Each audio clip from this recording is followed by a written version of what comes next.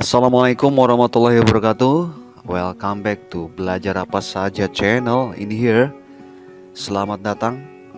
Selamat bergabung kembali bersama channel Belajar Apa Saja ya. Di sini kita akan belajar tetap konsisten yaitu bahasa Inggris ya.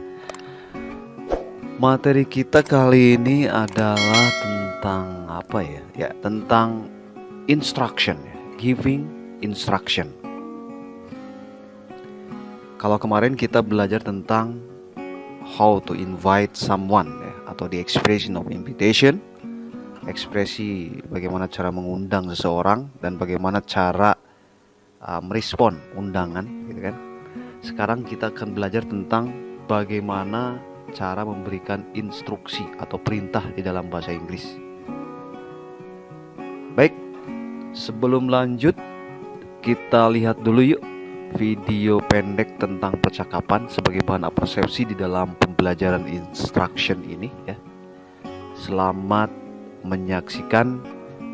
What is my disease, doctor? You are suspected of having asthma. Asthma? But how can I have asthma? From the laboratory results that I studied, you suffer from chronic asthma. All right, what should I do then? Eat and drink regularly. Avoid going to cold place. Take medicine regularly. And always check up your health. Okay. Thank for the advice. Alright, you can take your medicine in pharmacy. Baik, barusan kita telah menonton sama-sama ya. It is about the short dialogue between Victoria and a doctor, and tentang mengisahkan dua orang ya, tentang Victoria dan seorang dokter, gitu kan. Kita tampilkan dulu skripnya yuk sebelum lanjut, dan kita akan bahas dari skrip yang ada biar paham apa maksud dari video percakapan tadi. Nah, di sini ini dia ya skripnya. Victoria mengatakan, "What is my disease, doctor?" Nah, gitu kan. Penyakit saya apa, dok? Gitu kan. Dokter merespon ya. You are suspected of having chronic asthma. Anda terindikasi memiliki asma yang kronis. Victoria kaget nih. Asma? But how can I have asthma? Asma? Tetapi bagaimana saya bisa mendapatkan asma? Saya berpenyakit asma. Seperti itu. Dokter merespon. From the laboratory result that I studied, you suffer from chronic asthma. Dari hasil laboratorium yang saya teliti, yang saya analisa, Anda memang menderita penyakit asma. Victoria merespon lagi. Alright, what should I do then? Baiklah, apa yang seharusnya saya lakukan? Dokter merespon lagi. Eat ending regularly. Avoid going to the cold place. Take medicine regularly and always check up your health. Makan dan minum secara teratur. Hindari bepergian ke tempat yang dingin. Minum obat secara teratur dan selalu check up tentang kesehatan Anda. Kan? Itu dokter ya, menginstruksikan seperti itu. Victoria pun meresponnya ya. Okay, thank you for the advice. Baiklah, terima kasih untuk nasihatnya. Dokter merespon lagi.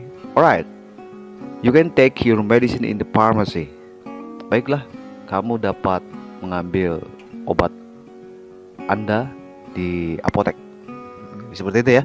Itu adalah arti dari dialog yang telah kita tonton sama-sama ya. Lalu bagaimana hubungannya dengan materi gitu kan? Nah, oke, kita lihat ya, di sini ada beberapa kalimat yang menunjukkan tentang instruksi ya. Seperti di antara nih, dokter ketika mengatakan eat and drink regularly, makan dan minum secara teratur. Itu kan adalah sebuah instruksi gitu kan. Lalu avoid going to cold place, hindari bepergian ke tempat yang dingin. Nah, itu juga merupakan instruksi. Lalu ada lagi, take medicine regularly, minum obat secara teratur. Nah, itu juga instruksi. and always check up your health. Dan check up kesehatan Anda selalu. Nah, itu adalah bagian daripada instruksi ya. Lalu bagaimana analisa kita ya tentang instruksi ini? Ternyata jika kalimat perintahnya dengan menggunakan kata kerja gitu kan, itu yang digunakan adalah kata kerja bentuk pertama ya. Di antaranya ada eat gitu kan, ada drink, ada avoid, ada take, ada check up gitu kan. Itu semua adalah kata kerja bentuk pertama atau first verb. Jadi intinya ketika kita ingin membuat sebuah kalimat perintah atau giving instruction using English language, menggunakan bahasa Inggris, kita menggunakan kata kerja bentuk pertama. Bisa contoh lain misalkan, read please, bacalah. Open the door, buka pintu. Close the door, tutup pintu. Seperti itu ya. Itu contoh yang lain untuk membuat kalimat perintah. Baik, berikutnya adalah bagaimana detail penjelasan tentang giving instruction ini. Ya, oke. Kita lihat di sini. Bagaimana polanya? Kita kenali polanya. Di sini kalimat instruction atau dalam bahasa yang lainnya adalah kalimat imperatif.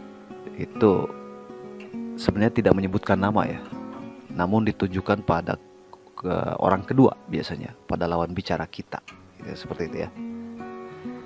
Ini contoh yang lain yang tadi, bahwa ternyata membuat kalimat perintah atau kalimat imperatif itu polanya sederhana, hanya menggunakan jika kalimat perintahnya verbal atau menggunakan kata kerja, menggunakan kata kerja bentuk pertama ya, dan ditempatkan di awal. Misalkan saja tadi, open the door, take your medicine, gitu kan, read the book, nah, seperti itu. Atau dengan bahasa yang lebih simpel, misalkan stop, artinya berhenti, wait, tunggu, go, mulai atau pergi, dan bisa menambahkan kata please setelahnya ya, biar lebih halus bahasa perintah kita, gitu kan, seperti itu. Nah, di sini itu yang ketika instruksinya bersifat verbal atau menggunakan kata kerja bentuk pertama. Nah, kalau instruksinya bersifat nominal atau tidak menggunakan kata kerja, kata yang lain, misalnya selain kata kerja, bisa adjektif, bisa keterangan. Nah, ini ada lagi pola yang lainnya. Jadi jika sebuah kalimat imperatif atau instruksi tidak menggunakan kata kerja tapi menggunakan kata yang lainnya, misalkan kata sifat. Contoh, ketika kita ingin membuat sebuah kalimat perintah, misalkan rajinlah. Nah, itu instruksi juga itu kan, rajinlah. Rajin itu kan bukan kata kerja tapi kata sifat. Maka kita tidak bisa kita langsung buat diligent. Nah, nggak bisa. Tapi harus didahului dulu dengan kata be di depan. Jadi polanya menjadi be diligent, gitu kan? Seperti careful. Careful itu artinya hati-hati, dan itu bukan kata kerja. Ketika ingin dibuat menjadi sebuah kalimat instruksi atau imperatif, hati-hatilah. Nah, itu bisa kalimatnya akan menjadi be careful, gitu kan? Jadi ada be-nya di depan untuk selain yang menggunakan kata kerja. Misalkan tepat waktulah, ya, contoh yang lain ya, be on time, karena on time bukan kata kerja, gitu kan? Atau kata yang lainnya misalkan be smart, cerdiklah, nah, seperti itu.